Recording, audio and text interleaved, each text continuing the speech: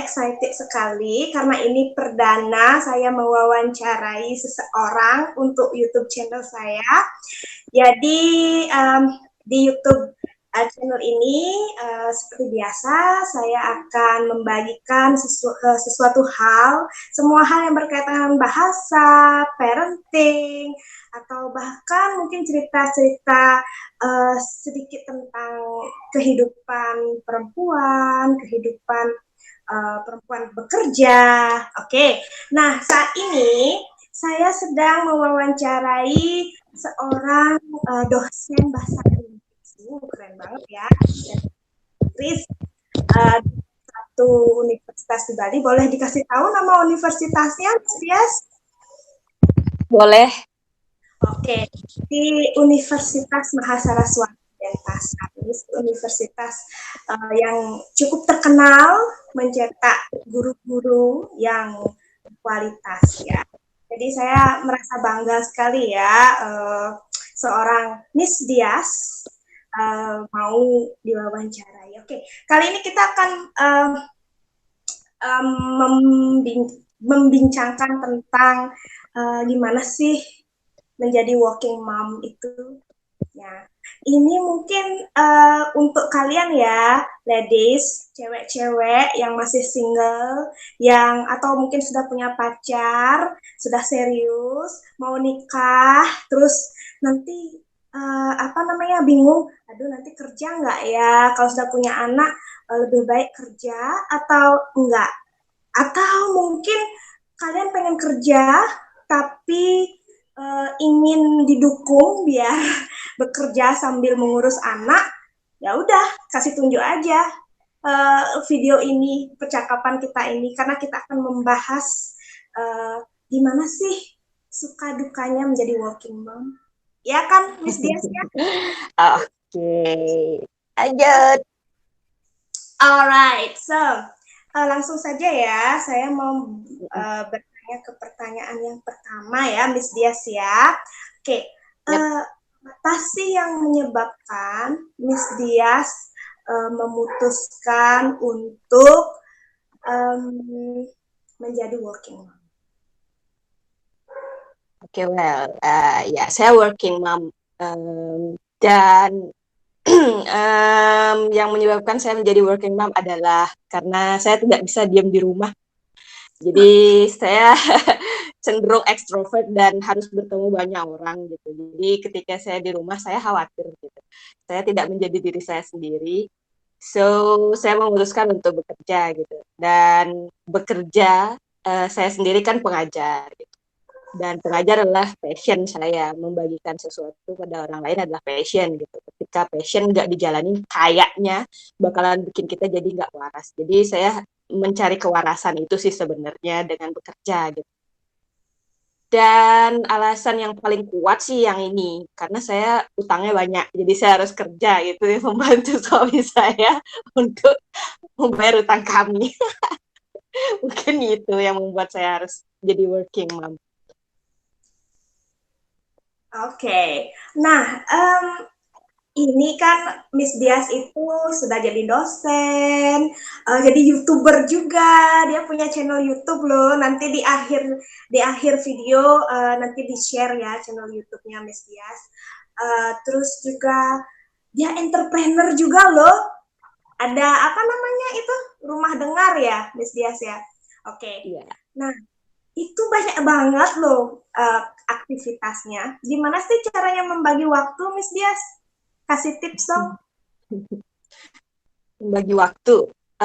Satu, di garis bawahi dulu bahwa saya bukan multitasking person gitu. Saya bukan orang yang bisa ngerjain banyak hal dalam satu waktu gitu. Tapi kok berani ngambil banyak kerjaan gitu. Karena mungkin satu kerjaan ke kerjaan lainnya itu nggak full day gitu menghabiskan waktu saya gitu. Misalnya saya ngajar di kampus itu nggak kayak ngajar di sekolah yang mesti setiap hari, yang mesti kayak office hour gitu. Jadi cuma beberapa jam lalu bisa balik ke rumah gitu. Terus di sela-sela saya nggak kerja, nggak ngampus ngapain gitu kan. Ya udah, saya ya berusaha menyibukkan diri sih sebenarnya dengan apa ya, dengan melakukan passion saya yang lain, kayak misalnya uh, jadi content creator kayak gini, kan sebenarnya saya suka ngomong gitu. Omongan yang saya nggak bisa omongin di kampus itu yang saya omongin di YouTube channel saya gitu. Karena kan omongan yang saya omongin di YouTube channel itu biasanya sesuatu yang benar-benar di luar dari apa profesi saya sebagai dosen gitu. Terus habis itu rumah dengar itu kan tempat curhat online gitu. Jadi sifatnya kan online gitu. Jadi sementara saya masih bisa tanganin karena yang curhat itu nggak setiap hari ada sih. Jadi occasionally aja kalau ada kayak kayak orang yang mau curhat gitu, saya jadwalin di jadwal kosong saya. Atau di saat apa namanya saya dapat DM mereka mau curhat, langsung saya layanin kalau misalnya kosong gitu. Jadi gimana saya ngatur waktu sih sebenarnya as simple as that gitu. Jadi semua kerjaan saya itu punya prioritas ya, pastinya yang pertama jadi dosen itu prioritas, lalu kemudian content creator, terus kemudian rumah dengar. Jadi semuanya itu ada prioritasnya. Ketika yang pertama sudah selesai maka bisa yang berikutnya gitu, sesuai prioritas sih menurut saya gitu. Jadi uh, karena yang pertama itu yang mesti kewajiban gitu, yang berikutnya ya bisa nunggu gitu yang berikutnya. Jadi Oh, saya ngerasa sesimpel itu sih kalau ngatur waktu. oke, jadi untuk pekerjaan diurutkan skala prioritasnya ya, Mas Dias Mm, ya. mm, Oke, mm, bagaimana kalau dengan keluarga, Mas Dias? Jadi membagi waktunya antara mengurus pekerjaan tersebut dengan keluarga. Apakah misalnya sambil sambil mm, asuh anak atau bagaimana melakukannya? mm. Kalau sebelum pandemi, kan pastinya kalau ngajar mesti ke kampus gitu. Ya, sementara karena kita cuma tinggal bertiga aja, jadi anak pastinya dititip. Kan suami kerja juga gitu. Terus habis itu kalau misalnya hari ini ketika kita kuliah online seperti ini, ya kondisinya ya sambil-sambil semuanya, seperti semua ibu yang bekerja sih sebenarnya ya. Pasti nyambil kan, nyambil kerja, nyambil beres-beres rumah, nyambil apa? Ngurus anak gitu. Semuanya jadi satu gitu. Tapi kalau saya, kita kembali ke awal karena saya bukan multitasking person. Jadi saya ya lagi-lagi prioritas, mana yang lebih prioritas gitu. Kebetulan anak saya bisa diajak ngobrol gitu. Misalnya sesimpel mau kerja nih 5 menit aja gitu misalnya, ya dia sama mainannya atau nonton gitu 5 menit gitu. Setelah itu saya jeda sebentar nemenin dia, abis itu kan nggak mungkin 5 menit udah selesai kerjaan, saya kembali lagi ke kerjaan seperti itu. Tapi kalau misalnya konten creator kayak gini kan mesti nggak bisa 5 menit gitu kan. Jadi saya biasanya ambilnya malam gitu karena sudah ada suami yang bisa membantu untuk handle anak gitu. Jadi untuk pekerjaan lain selain itu sih menurut saya ya bisa sambil-sambil kayak beres-beres rumah tuh ada waktu sedikit ya udah nyapu gitu. Tapi saya bukan, selain tidak multitasking, saya bukan orang yang sangat organized orangnya. Jadi saya lebih ke random gitu. Ketika saya ingin A gitu saya kerjakan A, ketika saya pengen Z dulu yang saya kerjakan Z. Like everything will be apa ya, finish at the time gitu, tapi tidak organized gitu gitu. Jadi saya lebih lebih gitu sih gitu. Beda-beda mungkin tiap orang beda-beda. Kalau saya gitu, yang Berarti penting saya berarti lebih cenderung ya mengalir begitu saja. Kalau misalnya sekarang bisa mengerjakan yang F gitu ya udah yang F. Kalau misalnya belum bisa mengerjakan yang D ya ya udah nanti aja begitu ya. ya. Oke, tadi saya dengar ngasuh anaknya dibantu oleh suami dan hanya bertiga, uh, Mm, Miss Diah sama suami saja. Wow, mandiri sekali ya. Pernah nggak menemukan tantangan tersendiri ketika menjadi working mom? Pernah nggak merasa lelah? Aduh, anak sakit misalnya, begitu. Terus sedangkan harus bekerja. Nah, gimana itu, Miss? Gimana cara mengatasi perasaan-perasaan, aduh, sudahlah, kok begini kok. Nah, Kalau Miss dia seorangnya apa ya, lebih ke orang yang lebih pasrah orangnya. Jadi nggak mau dan nggak bisa memaksakan kondisi gitu. Misalnya kalau anak sakit gitu kan, terus mesti kerja gitu. Lagi-lagi Miss Dias kembali ke pasal 1 gitu, yaitu uh, apa prioritasnya yang mana nih gitu. Oke, prioritasnya anak ternyata gitu kan. Ya udah, Miss Dias akan try to excuse di kerjaan gitu. Misalnya bilang sama apa pimpinan gitu, kondisinya adalah anak sakit gitu kan misalnya. Jadi saya minta berapa misalnya sejam 2 jam gitu sampai dia tenang, mungkin kalau demam gitu misalnya saya ajak ke klinik dulu atau pokoknya ngasih obat atau makan dulu dan lain sebagainya gitu, nanti saya balik ke kampus gitu. Karena kebetulan lagi-lagi kalau kerja di kampus saya itu fleksibel dan ya semuanya bisa dibicarakan, jadi ya udah segitunya. Kalau misalnya nggak bisa banget anak ditinggal gitu, kadang-kadang saya bawa ke kampus. oke. Kondisi yang paling heroik adalah uh, di mana itu mesti seminar internasional di IHDN waktu itu. Fajra masih umur di bawah 1 tahun gitu. Jadi kebetulan tidak ada yang ngajak waktu itu. Jadi saya ajak Fajra ke seminar internasional dan saya harus presentasi. Sebelum presentasi itu kebetulan ada temen yang kasihan soal saya ngelihat saya gendong Fajra mau presentasi dan teman saya yang ngajak Fajra, tapi apa daya kan anak baby itu kan segera haus ya gitu, jadi syukurnya saya udah selesai presentasi terus Fajra nangis, akhirnya saya gendong Fajra di depan saat saya lagi ini sesi diskusi. Jadi saya gendong Fajra sambil jawabin sesi diskusi. Itu sih yang saya pikir apa pengalaman jadi working mom yang paling kayak heroik berasa Paling kayak berkesan apa ya. ya Instagramable kayaknya itu kondisinya gitu. Oke, itu mungkin. Iya, banget itu. Pasti gimana ya, deg-degan. Uh, Satu sisi ada anak yang harus Mm-mm. dibuat tenang ya. Satu sisi masih Mm-mm. ada yang harus dijalankan.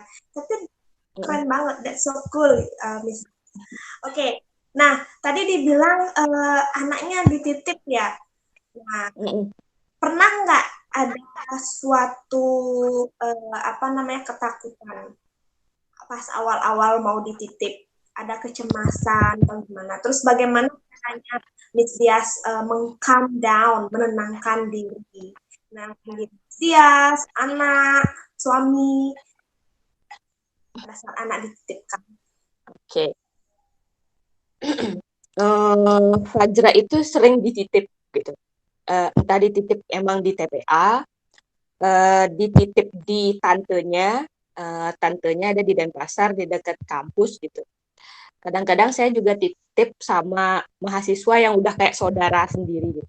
Jadi ada 3 kondisi titip itu. Jadi pastinya ketiga-tiganya itu punya kayak apa ya, uh, challenge beda-beda gitu. Jadi apa ya, jadi pasti cemas pasti gitu. Caranya biar nggak cemas ya, saya biasanya kayak selalu chat gitu, misalnya Fajar lagi ngapain atau foto dong atau telepon gitu, sesimpel itu. Tapi saya bukan lagi-lagi saya bukan orang yang multitasking gitu. Ketika saya mengerjakan pekerjaan ya saya ingetnya sama pekerjaan gitu. Jadi sorry, saya sedikit lupa sama anak saya gitu. Karena tidak bisa sebercabang itu pikirannya gitu. Ketika saya istirahat, baru saya, oh anakku lagi ngapain ya gitu. Jadi waktu itu baru saya hubungin misalnya siapa yang saya titipin gitu. Gimana Fajar lagi ngapain gitu. Jadi ya kondisi otaknya memang tidak semultitasking itu memikirkan banyak hal gitu. Jadi dia akan off salah satu hal yang dikerjakan tuh akan tiba-tiba tidak diingat gitu. Jadi syukurnya seperti itu. Kalau misalnya semuanya diingat bareng-bareng itu kan bisa crowded banget tuh otak saya. Jadi syukurnya ada kondisi saya punya itu, kondisi yang itu. Jadi nggak terlalu cemas sih sebenarnya kalau udah nyerahin sama orang lain. Jadi bisa lebih fokus ya, Miss Dias ya, sama kerjaan Iya. prioritas.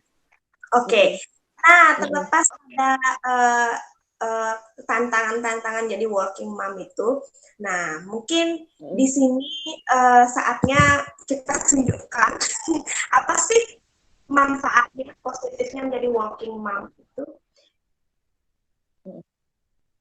Positifnya jadi working mom. Pastinya bisa bantu finansial keluarga ya, keluarga kita, maksudnya keluarga kecil kita ya, tidak terlalu muluk-muluk, oh bisa bantu yang lebih, keluarga yang lebih besar gitu, enggak. Kita masih mikir finansial keluarga kecil kita. Gitu. Secara finansial, terus working mom pastinya bikin si ibu itu lebih kreatif, bisa lebih ekspresif lah. Jadi karena ketemu banyak orang kan. Jadi nggak tahu ya kalau yang introvert saya nggak ngerti. Kalau saya sebagai cenderung ekstrovert, saya menikmati menjadi working mom karena saya ketemu banyak orang, saya bisa cerita, bisa mendengar cerita gitu. Hal-hal yang seperti itu membuat saya lebih refresh gitu daripada cuma di rumah aja. Seperti kondisi yang sekarang ini, cara saya buat lebih refresh ya kayak kayak gini, wawancara, ketemu sama orang, bikin vlog dan lain sebagainya. Terus secara finansial, secara psikologis, yang bikin working mom itu jadi positif adalah dia bisa jadi individu seutuhnya gitu menurut saya. Kalau sebagai extrovert, jadi individu tuh maksudnya ya dia jadi berguna untuk orang lain gitu. Jadi terlepas dari dia sebagai ibu, sebagai istri gitu, dia jadi individu gitu. Dia berguna untuk orang lain, untuk sekitarnya gitu. Dia lebih bisa appreciate dirinya, oh aku berguna gitu. Uh, bisa lebih mencintai dirinya sendiri karena ngerasa dia berguna gitu. Itu sih menurut Miss Dias dari 3 hal, finansial, terus habis itu psikologisnya lebih bagus dan dia lebih apa mencintai dirinya gitu, lebih ngerasa dia berguna untuk di orang lain. Itu sih menurut Miss Dias. Oke, karena seorang ibu mencintai dirinya akan lebih mudah menebarkan cinta ke anggota keluarga lainnya kan ya, ya. Iya, Oke. happy mommy, happy kids gitu. Apa? Happy mommy, happy kids. Ya, betul. Happy mommy, happy kids. Right. Iya. Oh, ngomong-ngomong soal kids ini ya, ngomong-ngomong soal anak yang terus kalau kalau untuk mendukung stimulasi anak tuh, stimulasi perkembangan anak tuh, biasanya Miss Dias ngapain aja gitu pas misalnya kan karena disibukkan oleh pekerjaan, otomatis kan tidak 24 jam sama anak kan. Nah, pasti Miss Diah pasti melakukan quality time sama anak. Nah, ngapain aja quality time-nya, Miss? Bangun dan saat bangun dan menjelang tidur, berpelukan. Sesimpel itu sih kalau sekarang karena kita kan susah keluar ya. Jadi kalau dulu ya pastinya quality time ya kayak orang-orang lain lah, kita keluar-keluar kemana gitu. Sesimpel pergi ke mall gitu ya, karena kan itu yang kalau paling aman untuk anak-anak. Kalau zaman dulu kan mall itu paling aman karena indoor, nggak hujanan, nggak apa gitu kan, adem, ada AC gitu. Kalau sekarang karena susah keluar, jadi menurut Miss Dias quality time buat anak, dan juga menurut Miss Dias simple, tapi itu menurut Miss Dias stimulate banget, dan bonding antara anak sama ibu itu yang paling kuat terjadinya saat dia baru bangun dan sebelum tidur. Sesimpel berpelukan gitu. Jadi ya pelukan, sesimpel pelukan gitu. Sebelum baru bangun dan sebelum, sesimpel itu kalau Miss Dias. Kalau misalnya bisa keluar ya pastinya, karena sepertinya anak Miss Dias itu kayak Miss Dias itu suka nongkrong gitu ya. Jadi kita sering kalau misalnya papahnya libur, kita sering keluar sih. Kalau misalnya papahnya nggak libur saat weekend, kita berdua aja, keluar aja berdua dulu karena sebelum pandemi gitu. Sesimpel itu, jadi kan zaman sekarang gampang ya, soalnya kalau nggak mau driving sendiri ya naik Gojek, Gokar, whatever gitu. Pokoknya pergi-pergi berdua aja. Karena titik kewarasan kita adalah nongkrong.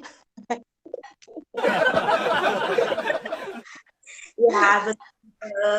Uh, Ya, dengan ngobrol itu juga bisa sharing hati ke hati ya. Saya sangat suka dengan poin berpelukan dengan anak ya. Itu benar-benar membuat bonding antara ibu dan anak terjalin, ya kan?